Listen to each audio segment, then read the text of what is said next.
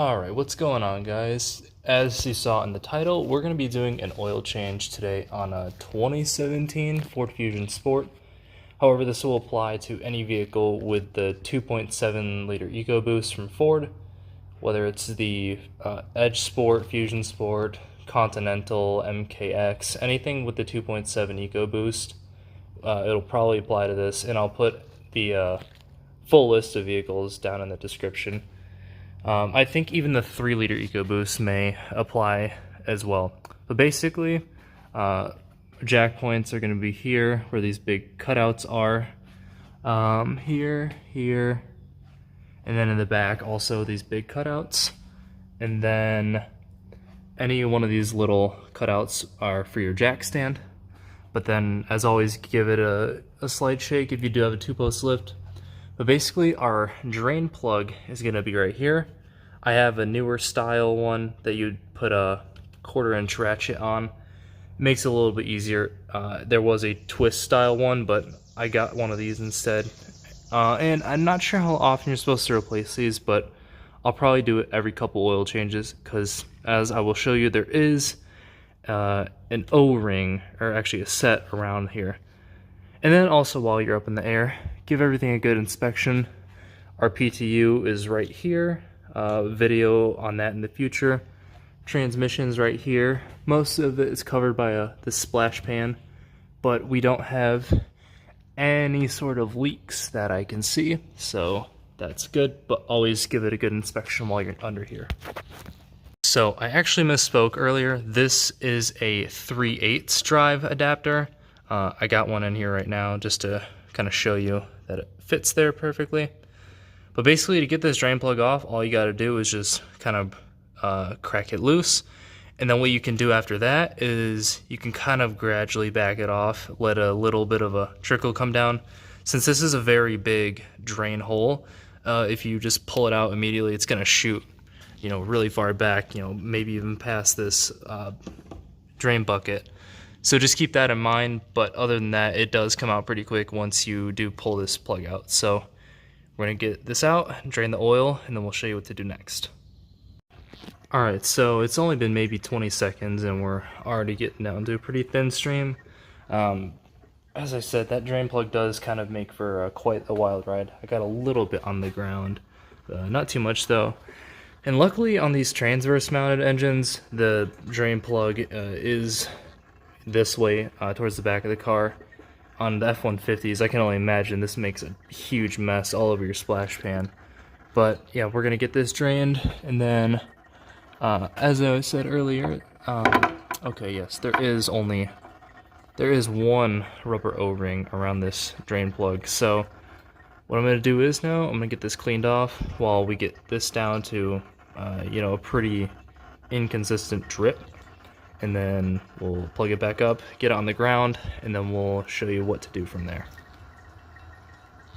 So at this point, I'm just gonna call it good here and cap it off.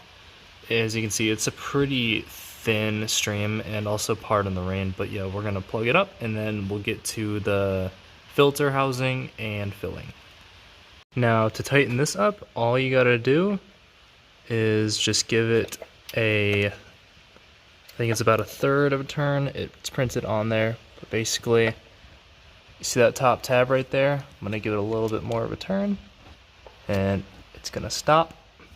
And that's how you know you're good. When this one is on that tab, and this one is on that tab. So that's all you need to do to tighten this. You literally can't go any past that, otherwise you risk breaking the pan.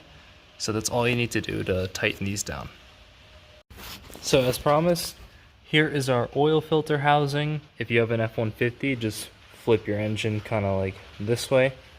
For all you other 2.7 owners, basically you take a 1 1/16 inch socket on here, and then it'll just come right out as long as you torque it to spec. This is plastic, so you really do not want to over tighten this. But we'll get this off, and then we'll show you the O-rings that you got to replace.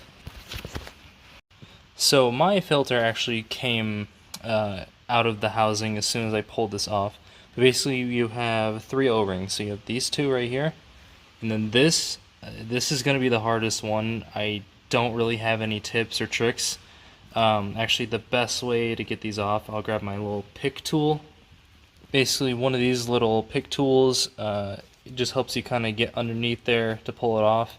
And then getting the new one on is just as difficult. But these aren't too bad. And then here is our new filter.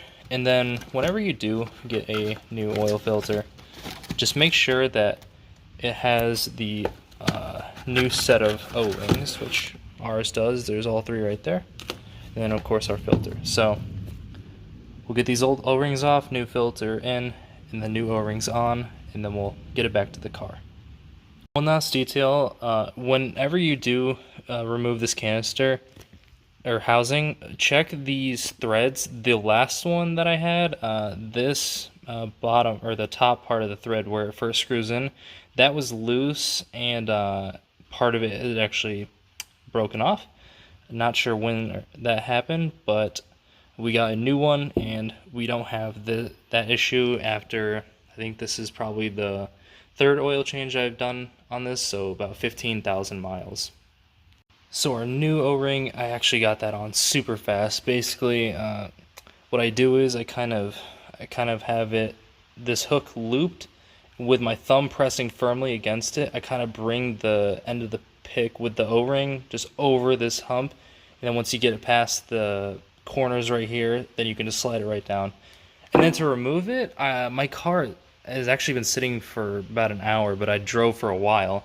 I think having a warm car, even with the oil still pretty hot in there, I think that really helps to loosen this top O-ring up. So that's just some advice I can give for you guys. Alright, so those other ones, you can pretty much just slide them on. This first one will catch, and then the second will slide into its groove. And so now for the actual filter, basically just kind of line up this little holder relatively straight, and then just it might give you a little bit of resistance, but if you just push down like that, it'll stay in place. And there's a little bit of play in there, but just not too much, just enough so you can get it screwed in. So let's go do that real quick. Alright, so here is our housing. Basically just try to line up that little holder, and then start this guy by hand. Just make sure everything threads in nice and easily.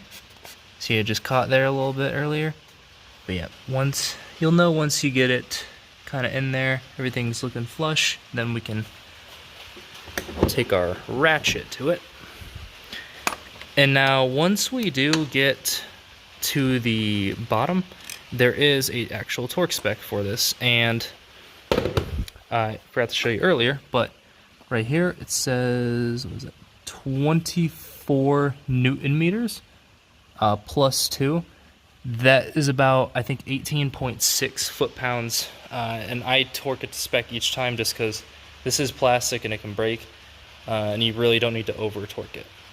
So now I have the funnel where the fill cap was, and this takes 5W30. I am using Ames oil, not sponsored, but I highly recommend. And it's going to hold 6 quarts total, so this is 1 gallon, and these are each 1 quart. Generally, I find we don't need the full 6 quarts, but it'll get pretty close.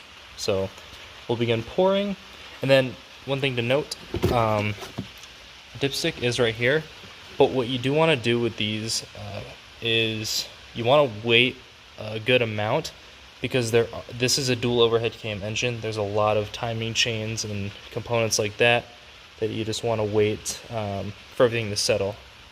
So yeah, we'll get that done, and I'll show you how to read the dipstick. It's not too bad.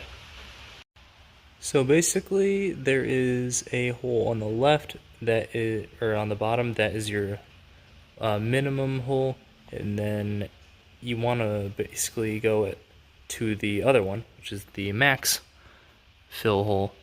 And sorry, the dipstick is moving and the camera won't focus, but that's how you read it. It's pretty simple to do. So I checked, and we are at the full mark, and it did take just shy of 6 quarts, maybe about 8 ounces shy or so. But that is it. That is the oil change on a 2.7 liter EcoBoost.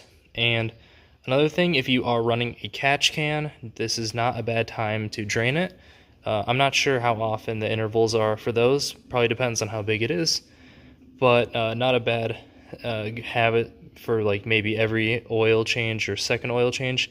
But yeah, if this helped you out, feel free to give it a thumbs up. And if you like my other videos, go ahead and subscribe to the channel. Have a good one, guys.